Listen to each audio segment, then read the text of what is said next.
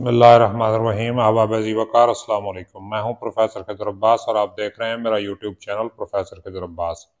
आमोज़श ज़ुबान फ़ारसी यानी फ़ारसी ज़ुबान सीखने के चौथे सबक के साथ मैं आपकी खिदमत में हाजिर हूँ।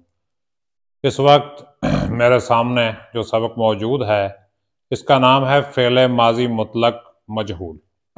जैसा कि कल हम पढ़ चुके हैं, फ़ेल माज़ी गुज़रे हुए ज़माने में किसी काम के करने या होने को ज़ाहिर करता है और इसकी 6 अक़साम हैं, जिनमें से हम पहली किस्म फ़ेल माज़ी मुतलक मारूफ़ पढ़ चुके हैं।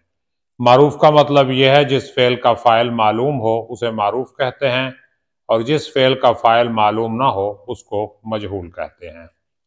तो फ़ेल माज़ी मुतलक मजहूल की तारीफ़ कुछ यूँ होगी, वो फ़ेल जिसमें गुज़रे हुए ज़माने में काम का करना या होना बगैर वक्त की कैद के पाया जाए और उसका फ़ाइल मालूम ना हो, इसे क्या कहेंगे? फ़ेल माज़ी मुतलक मजहूल कहेंगे।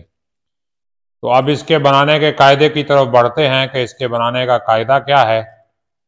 तो इसका कायदा ये है कि मस्दर का नून हटाकर उसकी जगह पर हम हे लगा देंगे। हे यानी गोल हे लगा देंगे तो ये क्या बन जाएगा? फ़ेल माज़ी मुतलक। और उसके बाद लगा दें शुद्ध तो ये हो जाएगा मजहूल। यानी आवर्दन से हम बनाएंगे आवर्दा शुद्ध, रफ्तन से बनाएंगे रफ्ता शुद्ध और खुर्दन से बनाएंगे खुर्दा शुद्ध। यानी शुद्ध, अब बाकी जितनी भी तब्दीलियां हैं फ़ेल की वो शुद्ध में होंगी। रफ्ता को या खुर्दा को या आवर्दा को हम कुछ नहीं कहेंगे। अगर वाहिद गायब का सीगा होगा तो हम बनाएंगे रफ्ता शुद्ध, और इसी को अगर हम जमा गायब करेंगे तो बनेगा रफ्ता शुदंद। इसी को हम वाहिद हाजिर करेंगे तो ये बनेगा रफ्ता शुदी। इसी को अगर हम जमा हाजिर करेंगे तो ये बनेगा रफ्ता शुदैद या रफ्ता शुदीद। और अगर इसको हम वाहिद मुतकल्लम करेंगे तो ये बनेगा रफ्ता शुदम, और अगर जमा मुतकल्लम होगा तो ये रफ्ता शुदैम।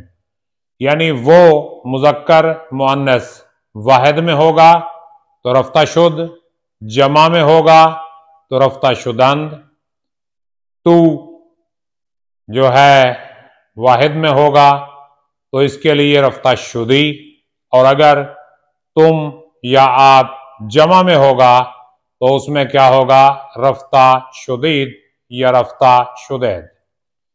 और अगर अपने लिए यानी मैं मुज़क्कर हो चाहे मुअन्नस तो हम लगाएंगे रफ्ता शुदम, और अगर जमा में होगा यानी हम चाहे मुज़क्कर हो चाहे मुअन्नस तो उसके लिए हम लगाएंगे रफ्ता शुदैम। तो उम्मीद है आपको ये सबक समझ आया होगा। अगर कोई सवाल हो तो कमेंट में कीजिएगा, मैं आपको जवाब दूंगा। अपना ख्याल रखिएगा। अल्लाह।